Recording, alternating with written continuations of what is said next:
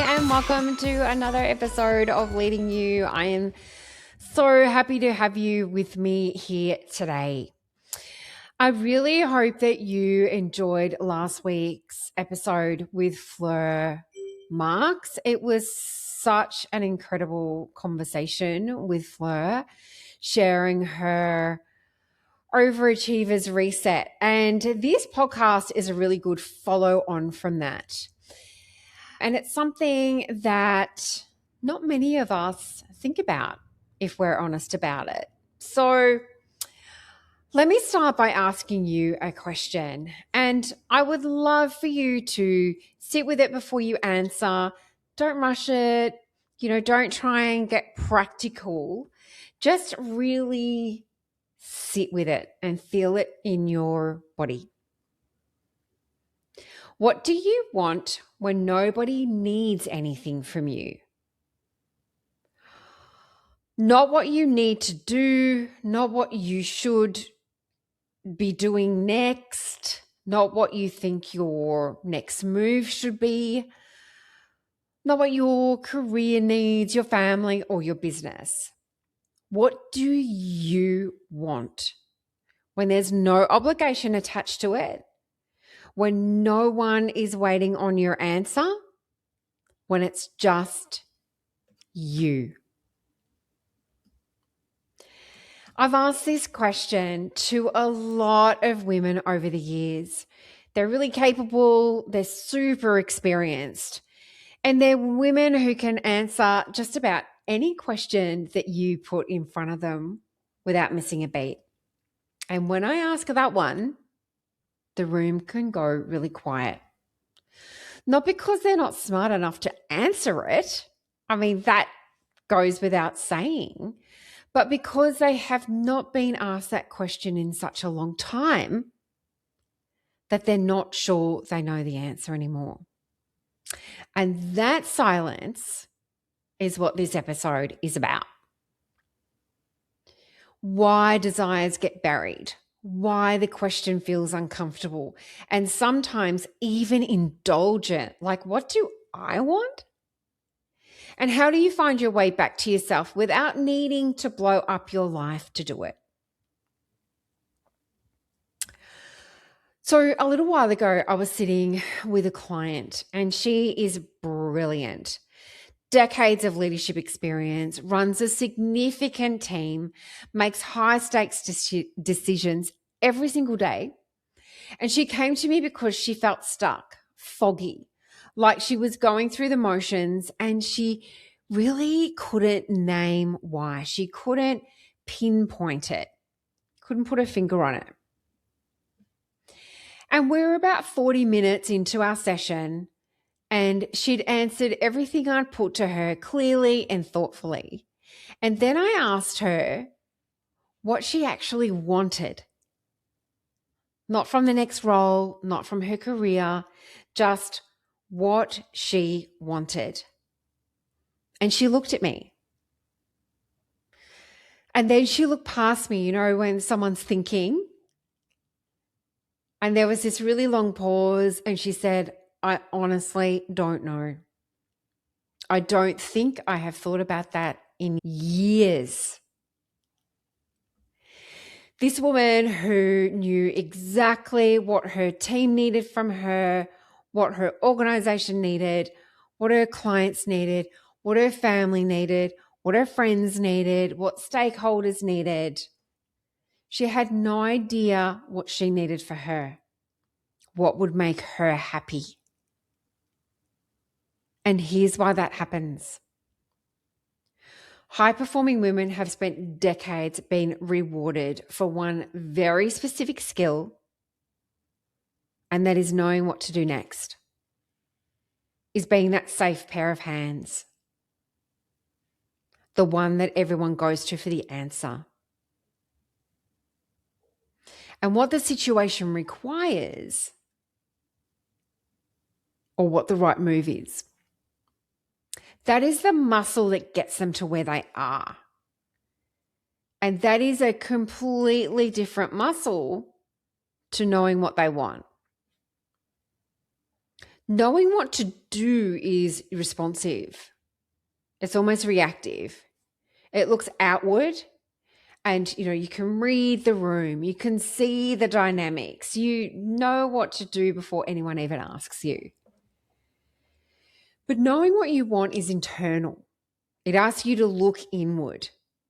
And if you haven't been practicing that, if you haven't been asking yourself questions like, is what I'm doing aligned with what I want to be doing? Is this in alignment with my values? If you've been running on that first muscle that we talked about for 20 years or more, the second one is really quiet. It's almost non-existent. And add that to guilt. Because for a lot of women, wanting something just for yourself feels indulgent when you're already carrying so much for everyone else. When you have a demanding role, a family, aging parents, a relationship, a mental load that is never fully clears. Desire feels the last thing that you should be wanting. And it's like it really needs to take its turn in line, and it just keeps waiting until one day that question arrives and the silence says everything. So how does it happen? How does a woman who once knew exactly what she wanted end up in that silent pause? Do you remember like maybe when you first started out, like when you finished school and you thought, oh, what do I want to do? You're going to go to uni, or you want to get this job, or you want this particular house or family or partner, whatever that is, but you knew exactly what you wanted. And now we're not so sure. And I think it happens in 3 ways. And the first is that responsibility crowds it out. When you're the woman that everyone depends on at work, at home, in the family, there's very little space left. And desire, true desire, the kind that's yours and nobody else's, it doesn't complete well with urgency. It doesn't send the calendar invites to fill your diary. It doesn't have a deadline. It sits quietly in the background while everything else screams louder. It's more demanding. So it's not that desire has disappeared. I mean, I think if we were really honest with ourselves, we know we want something for ourselves, for us. But it went somewhere quieter in the back of our minds. So it was pushed down in the whole priority order, somewhere where it wouldn't be in the way. And the longer it stays there, the harder it can be to reconnect to it. The second way is that identity swallows it. When you've built your whole sense of self around being capable, around being competent, around being needed, around being amazing, around, juggling all those balls and making it look effortless, wanting something just for yourself can feel really threatening to that identity, that superwoman persona that you've spent so long building up. Because, oh my goodness, what would happen if you actually wanted something for you? Like it makes you less serious, less reliable, less together. Like the version of you that everyone counts on wouldn't do something as impractical and stop and ask what you actually want. So you don't ask, because asking might lead to an answer that requires something to change. And change has costs.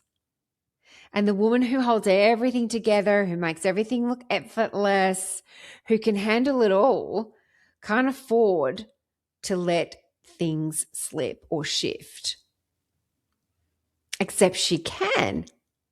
She just hasn't given herself permission yet. And the third way is one that I think is probably the most honest, and that is fear. Some women have buried desire because naming it felt dangerous. And if she admits she wants something different to what she has now, she will have to change something, because once it comes into your conscious awareness, you can't ignore it.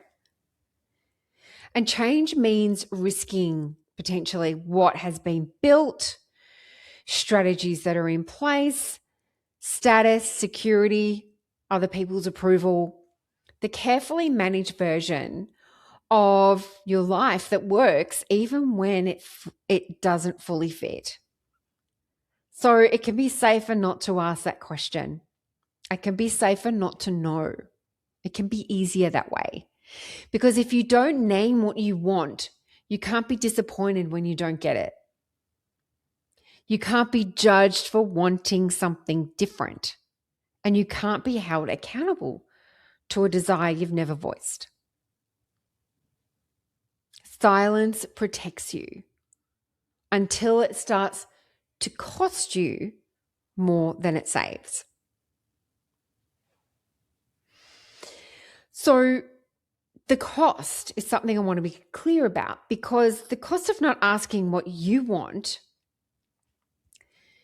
isn't something that can be dramatic, although it could be as well. But it doesn't always arrive in a crisis. It doesn't always announce itself. It's that restlessness at 3 a.m. that you can't quite explain. It's the flatness that lives underneath the busyness that you're executing every day. It's that sense that something is missing, even when the list looks so fulfilling. And it's the distance between the woman you're performing, like you're doing every day, and the woman that you actually are. That one that's deep within you. And that's when I think about Penny. And I talk about Penny in You Always Have a Choice. She came to me saying that she felt trapped, that her life didn't look like a problem from the outside. She had a great career. She was respected, extremely capable, had a family who loved her. But she described herself as just going through the motions, like not truly living. And when we dug into it, what we found was that she had been so busy doing what was expected of her, delivering for everyone else, holding it all together, that she had stopped asking what she actually wanted for her. Not because she lacked self-awareness, because she had been so thoroughly rewarded for being the woman who handles it all, that handling it had become her entire identity. And there was no room left for anything else. And she got something out of this, 100%. You know, that sense of being needed, of being valued, of being wanted. There were lots of needs that were being fulfilled, but maybe not in the most resourceful way. So the work we did together wasn't about blowing up her life. It wasn't like massively dramatic pivots or walking away from everything that she's built. It was about creating enough space for her to hear herself again. And that changed everything. To reconnect back to who she truly was and what she truly wanted. Because the act of asking, the act of treating her own desires as worth taking seriously, shifted something fundamentally in how she moved through her days. So how do you find your way back? So I'm not going to give you a 5-step plan, partly because that's not how this works, and partly because I think the prescription itself can come from And it can become another thing to deliver on, to do, to perform, to do the right thing rather than actually feeling it. But I will offer 3 starting points for you. And the first one is to create silence for yourself. And I'm not talking about, getting away to a retreat or having to take a long weekend away, nothing like that. This is something you can do as soon as you finish listening to this episode. This is about 5 minutes, maybe in a parked car, before you walk into the house, before you walk into work, taking a walk without a podcast or a phone call, and maybe even having breakfast with yourself. No screens, no scrolling. Understanding what your desires are doesn't compete well with the noise of what's happening. It needs quiet. It needs space to surface. And you can't hear yourself when you're always responding, when you're always reacting to other things and other people. And most of the women I work with have not had genuine quiet moments, a moment with no input and no obligation in longer than they can remember. So I suggest that you start there, not with big questions, but with space. That's the first thing. The second is to ask us smaller questions first. What do I want? That's a massive question.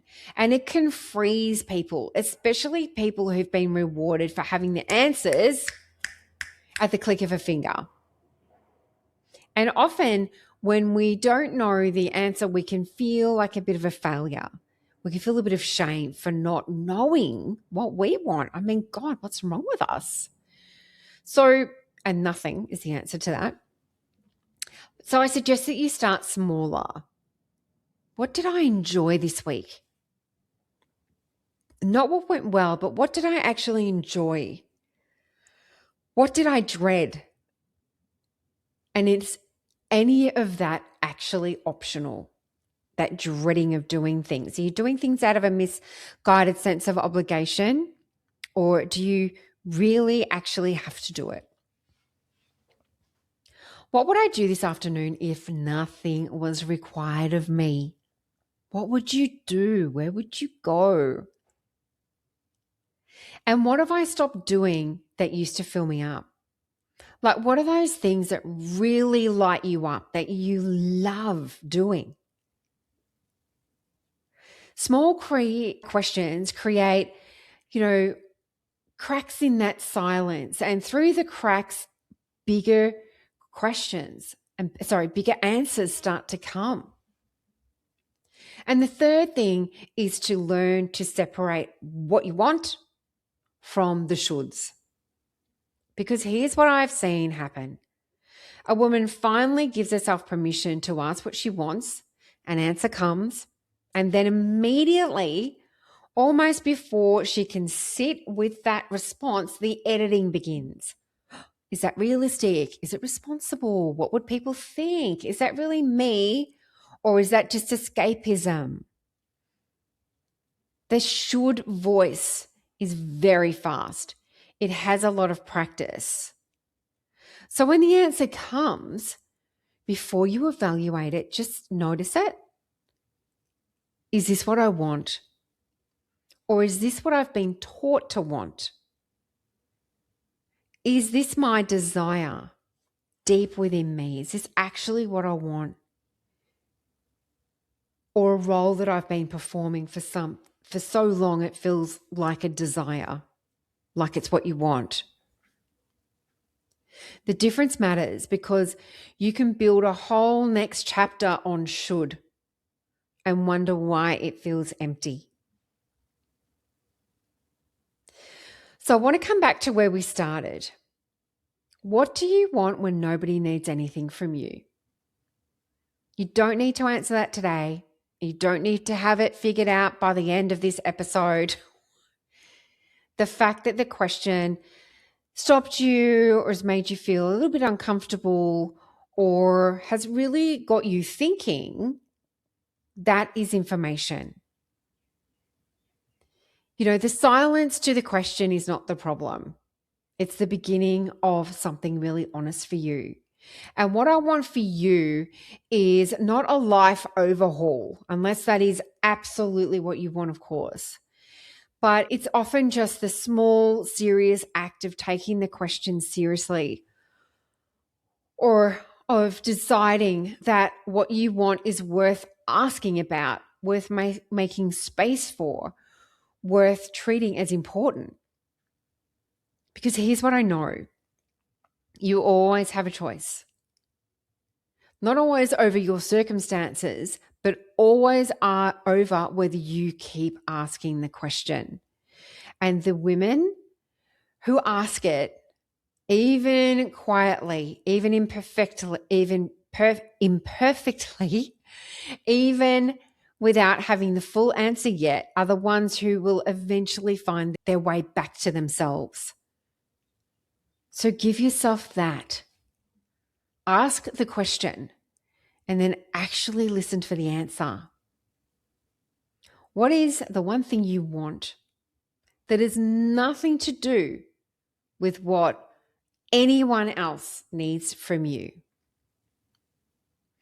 So if this episode landed for you and you're sitting in a foggy space where you know something needs to shift, but you can't quite name it, I built something exactly for that moment, and that's called the Clarity Compass. And it's a really practical mini program. It's a private podcast series and a workbook designed to help you reconnect with what you actually want without the overthinking spiral. So there's a link in the show notes for you, and you'll have it to come back to whenever the fog rolls in, that brain fog. So thank you so much for being here, and I look forward to seeing you live here on the next episode. Bye for now.